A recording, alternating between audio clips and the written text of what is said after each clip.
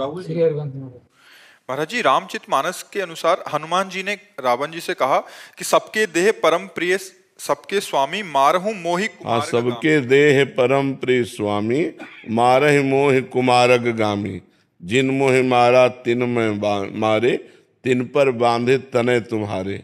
हाँ, इसका क्या भाव महाराज जी, जानना मेरा चाहते? प्रश्न है कि देह भाव के त्याग और प्रभु की प्राप्ति के लिए शरीर को इतना कष्ट देना देह धर्म के विरुद्ध तो नहीं? अलग अलग संतों की रहनी देखी जाती है, गर्मियों में धूनी लगाए, सर्दियों में वहां जो बात हो रही है, वहां संतों से जोड़ रहे हो क्या? वहां राक्षसों से युद्ध करने की बात हो रही है। यही तो हम लोगों की कमी होती है कि कहीं की टांग, कहीं का हाथ, कहीं की आंख जोड़कर आकृति थोड़ी बना सकते हैं। वहां विषय क्या चल रहा है? राक्षसों को दंड देना। हनुमान जी से पूछते हैं कि तुम्हारा मैंने अपराध क्या किया? हमारा तुम्हारा कोई परिचय नहीं है। रावण पूछ रहा है, तुम कोई राजा नहीं हो कि हमारा तुम्हारा वैर विरोध है? अशोक वाटिका को आके उजाड़ देना और हमारे अनुचरों को मारना। तो हनुमान जी उसी के अनुसार उत्तर देते हैं, क्योंकि सामने देहाभिमानी रावण बैठा है। हनुमान जी परम ज्ञानी, ज्ञानी नाम अग्रगण्यम। क्या उत्तर दे रहे? बोले सबके देह परम प्रिय स्वामी, मारहि मोहि कुमारग गामी। तो जिन मोहि मारा तिन मैं मारे, तिन पर बांधे तने तुम्हारे। मोहि न कछु बांधे कै लाजा, किन चाहो निज प्रभु कर काजा।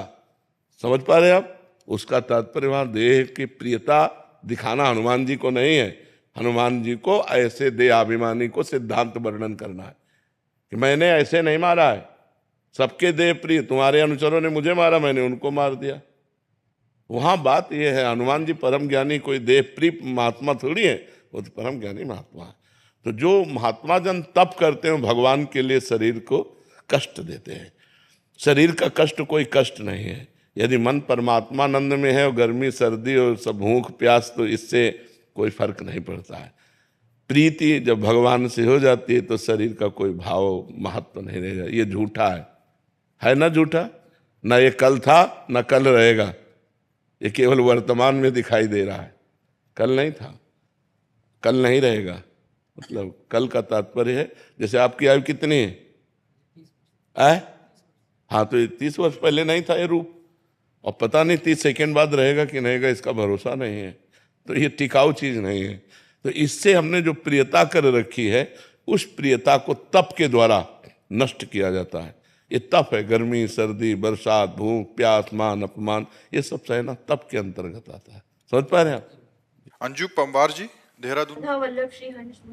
महाराज जी, आपके चरणों में कोटि कोटि प्रणाम। महाराज जी, क्या प्रारब्ध में इतनी शक्ति है कि वो भजन को मात दे दे? हाँ, अगर साधारण भजन है तो मात क्या दे देगा? बंद करवा देगा, भ्रष्ट कर देगा। प्रारब्ध में इतनी सामर्थ्य है। जब इतना भजन तन्मयता पूर्वक किया जाए कि प्रारब्ध को रौंद दे। अब इतना भजन तो कोई बिरला ही कर सकता है, नहीं तो प्रायः बैलेंस बना के भजन होता है। 2 4 10 11 माला भजन किए और भोगों में रत हैं, मनोरंजन भी कर रहे हैं, तो ये फिर प्रारब्ध रौंद देगा। प्रारब्ध बड़े बड़े भजनानंदी को गिरा देता है, बड़े बड़े भजनानंदियों को। पर तुम चाहे जैसे गिराओ, जब प्राण जैसे दिल धड़क रहा है तो धड़केगा ही, ऐसे इन दिल से नाम चल रहा है तो चलेगा ही। चाहे स्वस्थ है तो चलेगा, अस्वस्थ है तो चलेगा। मतलब स्वस्थ होकर भजन करने में जो आनंद है।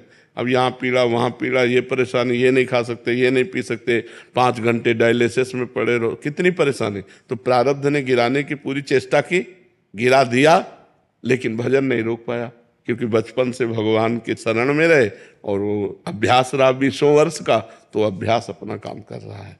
तो प्रारब्ध जोरदार होता है ऐसा थोड़ी होता। बड़े बड़े सिद्धों को होता है। सिद्ध महापुरुष जो हो गए, भगवत प्राप्त हो गए, उनके शरीरों में भी देखा गया कि किसी के कैंसर है, किसी के ऐसे कष्ट हैं, बड़े बड़े कष्ट देखे गए।